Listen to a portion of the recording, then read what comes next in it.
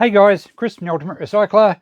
I'm continuing to honour my commitment to getting one box of something out of my emergency storage shed every week, and it's Sunday evening and I will be away all week this week at the farm filming for our next Great Farm Cleanup. But I'm going to try and squeeze in a quick unboxing as I walk through the sunshine. It's late in the afternoon. I'm going to try and squeeze a quick unboxing to get something out of this shed. So this may be a fairly quick one just to fulfill my obligations, and I think last time we looked at this tub we got something out of the top of it. I think this tub holds, well, actually this looks like a 1960s fruit basket, but I think there's saucepan lids and things in here, so it probably won't take much. I'll grab this down and I'll take it back through to the bench. Okay, it is mostly old lids, but there's a couple of other things on top. We need to sort it out and work out what to do with it. So part of this great cleanup is to obviously make room here in my shed, but also to improve my decision-making skills and to cull a lot of stuff and turn it into money and sort out the stuff that I do want to keep and maybe find a few restoration projects. Interesting old drill. Let's just get these out of the road and have a look in the rest of the saucepan. Sorry, the rest of the tub. We have saucepan lids. These are nice old tin ones. A big boiler lid. I think it's pretty well all just lids. I'll get them all out and we'll have a look at them and work out what we're going to do. So while I had all the room at the back of the shop, I obviously kept all these and occasionally matched them up with billies or with saucepans. These are probably billy lids. And for those of you who aren't Australian and haven't heard of a billy, it's a tin that you brewed tea in, and this is a lid for it. Billy lids also became rhyming slang for kids. I think that was just an Australian thing. This is a large oval boiler. It would have been a cast iron boiler. The lid for that. They're pretty hard to get actually.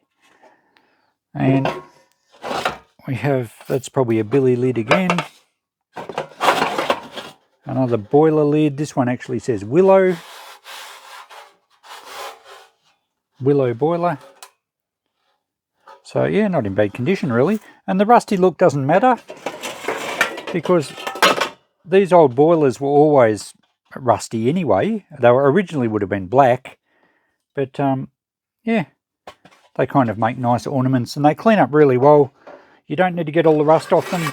They actually give a really nice look, just washed back and then sprayed with clear lacquer, so they're still that rusty colour, but it keeps them a bit of a gloss and they're nice and clean and they do really look the part. So these are all just lids. That one's obviously pretty rusty. Might have a few spiders in here.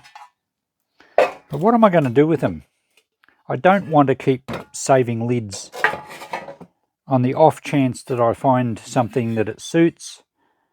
Same theory if you remember watching the video a little while ago with aluminium teapots. You know, I've put all those in the shop. I haven't sold any as yet, but at least they're out of my hair. And just to hang them onto them in box lots for years, just waiting to find lids, is a waste of storage space. This one's actually a copper lid. It's nice. But I think what I'll do is I'll just wipe all these over, make sure there's no spiders in here. And you know, I think the whole tub can go to the shop.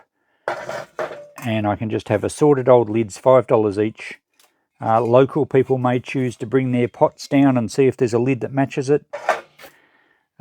Someone might just buy a heap of lids just to hang on in their garden or on their old gate near their fernery or something, just for effect. I don't know. I don't mind what people use them for. The only one that's worth anything for scrap is the copper one. And it's not going to be $5 anyway. It's only going to be $1 if that. So, yep, I think we'll clean them up, put them in the tub and take them to the shop. $5 each, an assortment of old lids. There we go, all wiped down. We've cleaned the container out. There's no spiders. There's some cool looking lids in here. This one actually was cast iron. It's quite a heavy lid. It's possibly off an old kettle. Some of them may be off canisters. Some of them off saucepans, as I said, some off billies and boiling pots. So it's a good selection. I didn't count them. There's probably 15 or more there. Look, if we get $5 each for just some of them, we're well ahead. And as I mentioned with the teapots without lids in the other video, if they sit in the shop and don't sell, well, I might still go and fossick through here for a lid when I need one. So it's kind of storing them out of the road, but in a public space where they can be purchased. So it gets them out of my shed. That's got to be a good thing. The two other things we just got down, this one is a 1960s wrought iron table centerpiece, I guess, or fruit bowl.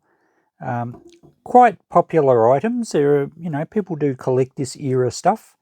It kind of fits retro. You could paint it white if you preferred white. I think most of these were black, and I think originally this was black. Welded together at the ends, bit of a twist handle on it. Very, very solid and quite heavy. That's still a very, very saleable piece. I'm not going to repaint it or anything like that. It's got nice little feet on it. We'll easily get $10. I could probably ask a bit more, but we'll just put $10 on that and that can go straight to the shop. The other item is a drill. This almost fell on my head as I got the box down. It's a hand drill. It's an English-made lay tool major. I've seen the smaller ones. This is the first bigger one I've had. It says 2-speed, and I think you rotate this handle somehow, but it seems a bit bound up. I couldn't get it to move. The chuck's very rusty. It still works. And it's got like an adjustable, like a breastplate here, so that when you're drilling against a wall, you can sort of put your body into it. It still cranks well. The gearing feels good. I'm not sure if that's on fast or slow. But it's a nice piece. I'm not going to do any restoration. I'm not going to clean that up. I'm just going to put that in the shop as it is. I think I'd ask $30 for that. It might, look cleaned up. I think I'd get more. But I haven't seen one of these larger ones. It's in good operational condition. It just needs a good clean. I think we'll go $30 on that one. So that's not a bad find. I don't need to keep that. So that's all we had tonight. Shall we go and get something else? Yeah, just quickly. Let's go and have a look. Okay, we'll get one more thing out. I was going to try and get something out of the carport too, but I won't this time because, as I said, I'll be at the farm all week. Now, what do we got here? We're making some room. This box is full of vintage electrical stuff. We might do that next week. Don't have time to go through that at the moment. This box looks a bit precarious up here. Let's see if we can get this down. And hopefully it's not too heavy.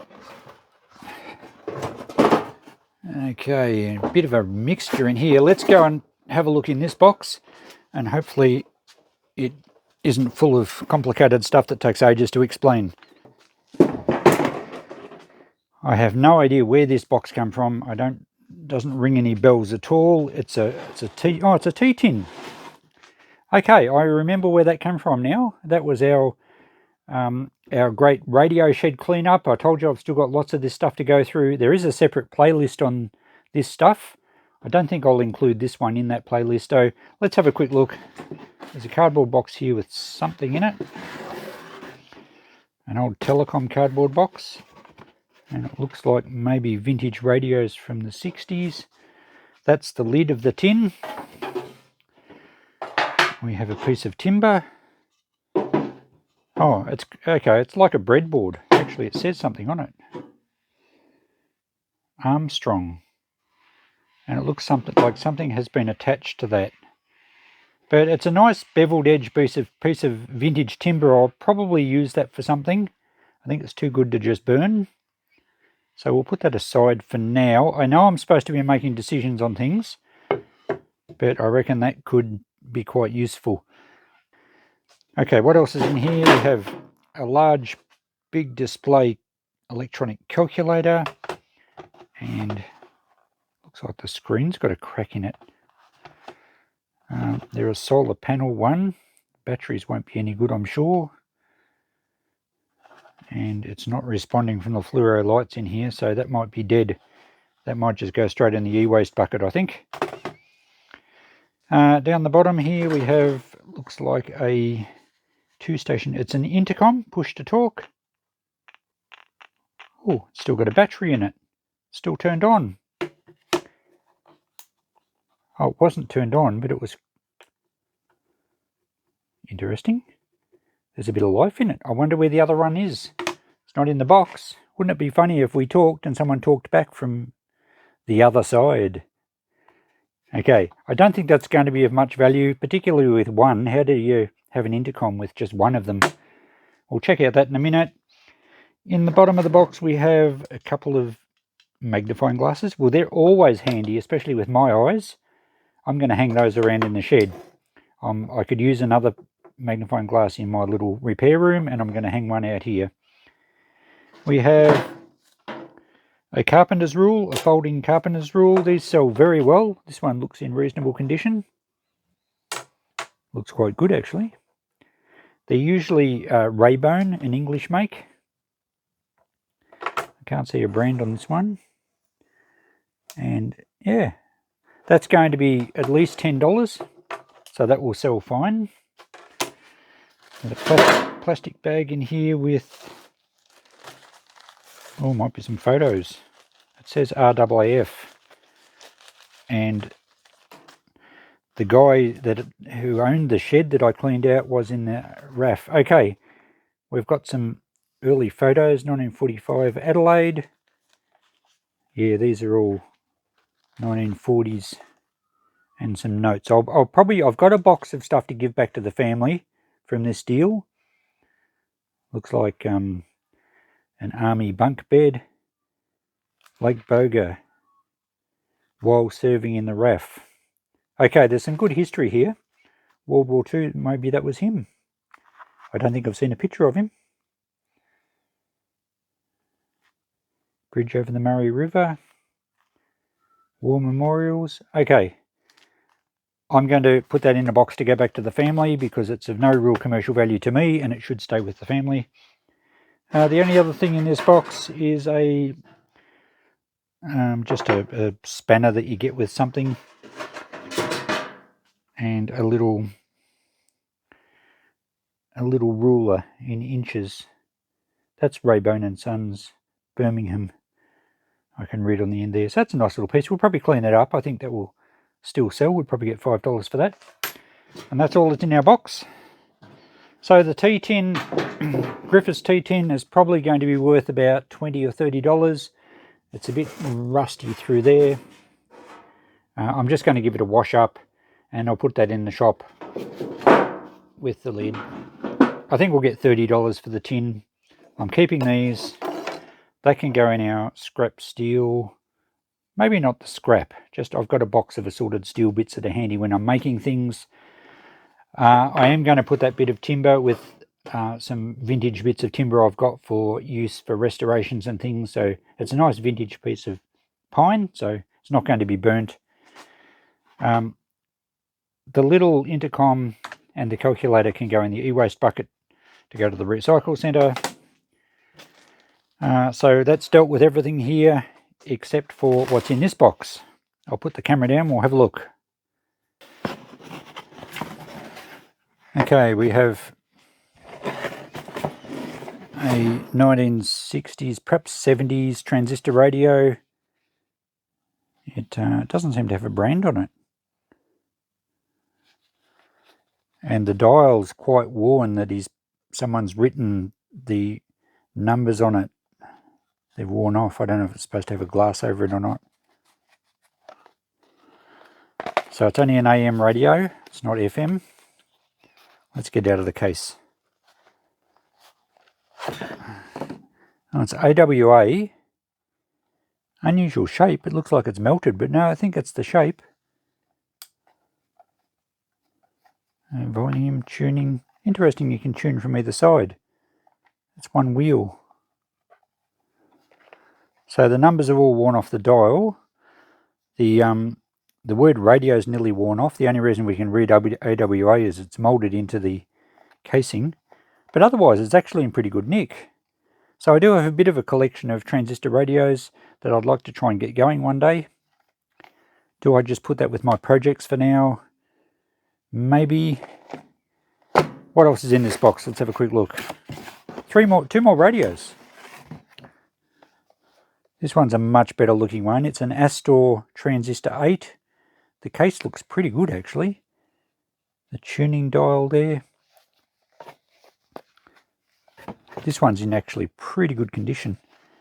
At the risk of going back on my word of making decisions on everything, I'm going to keep these. And I've made a decision, yes. look, it's my life. I'm going to keep these for possible future projects. They don't take up a lot of room, and I do have a collection of transistor radios already. And here's another little HMV Capri. Pretty cool. Here's Master's voice. So that case is undamaged as well. So I think I'll put these 3 away in a cupboard with, I've got a heap of these other ones, and we'll get to them at some stage in the future. And this box can then just go in the recycle bin. Okay, let's allocate all our stuff and just do a bit of a quick tally up. I've started a little tub here just for handy bits of metal, and I've been putting some nice bits of usable vintage timber down here. A couple of things here for the e-waste bucket to go to the transfer station. The magnifying glasses, I'm going to put one up on this shelf for now because I need it over this side of the shed sometimes. And the other one just in my little room here. I'll probably drill a hole in the handle and hang it up one day.